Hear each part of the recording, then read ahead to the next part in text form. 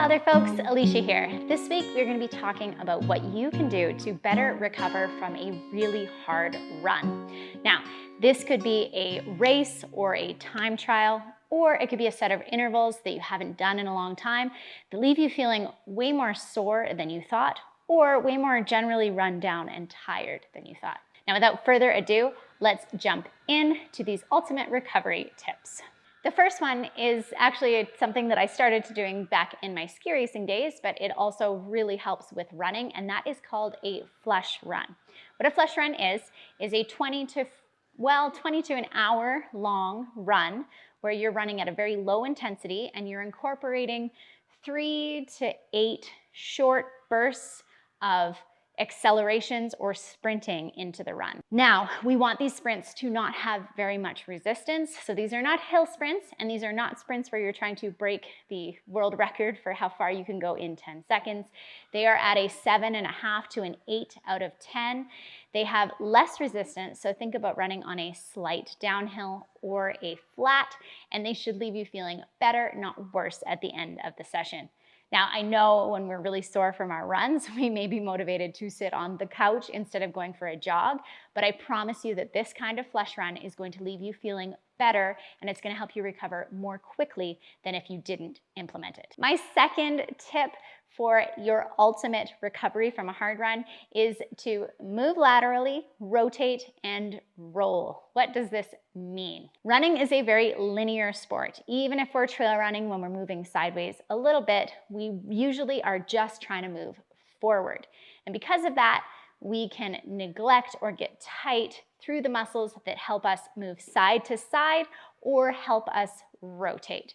And so some of your recovery movements should include lateral stretching, as well as movements that rotate you through your spine, your hip joints, even your shoulders as well. After you've moved laterally, rolling has been proven to help reduce soreness. Now, the key takeaways for rolling, and I do have another video on this that I will link to somewhere, but when you're rolling, remember that you only need to roll for about 30 seconds per muscle. You should incorporate movements using that muscle directly after you roll. And remember to implement good breathing while you are rolling out those muscles. My third tip, and I think you're gonna like this one, is to eat. In order for our bodies to build back up those muscles that we have broken down with our hard run, we need to make sure that the proper building blocks are there. That means having enough protein on that immediately after your run, but also throughout the entire next day, and enough carbohydrates as well. The general guidelines that you will see say that if we eat about 1 gram of protein per pound of body weight, we should be getting enough to repair and rebuild. But the goals that you are going after for both body composition and performance are going to dictate that.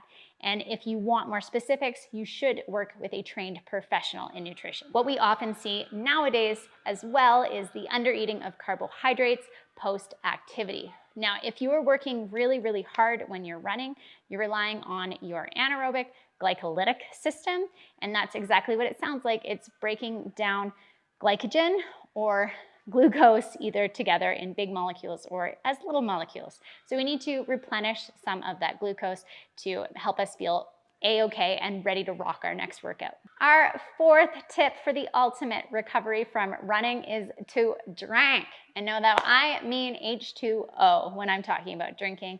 Having enough water means that your blood volume is high. You can effectively and efficiently shuttle those nutrients that you need that are in your bloodstream into your muscles and flush everything that needs to get flushed out after. So make sure you're having that 2 liters a day roundabout, and that if you're thirsty, you're still drinking some more. And my final tip for the ultimate run recovery is to remember the supercompensation model. Now, what is that?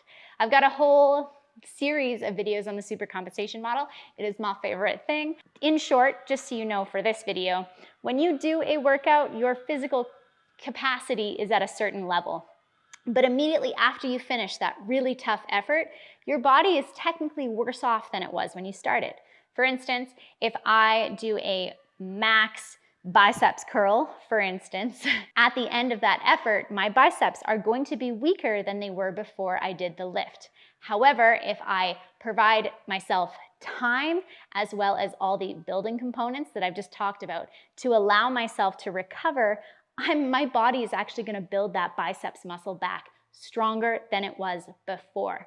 Why am I telling you this? Because you need to remember that recovery is as important as the actual workout when it comes to getting better at your running. And if you're redlining a workout, then you need to allow time for your body to bounce back before you apply that stimulus again. I hope these tips were helpful. Remember to subscribe to our channel. Check out some of our 6-minute mobility videos, as well as some of the other ones that I've mentioned in this video in the description below. And above all else, I hope you have a wilder day, and we'll see you next time.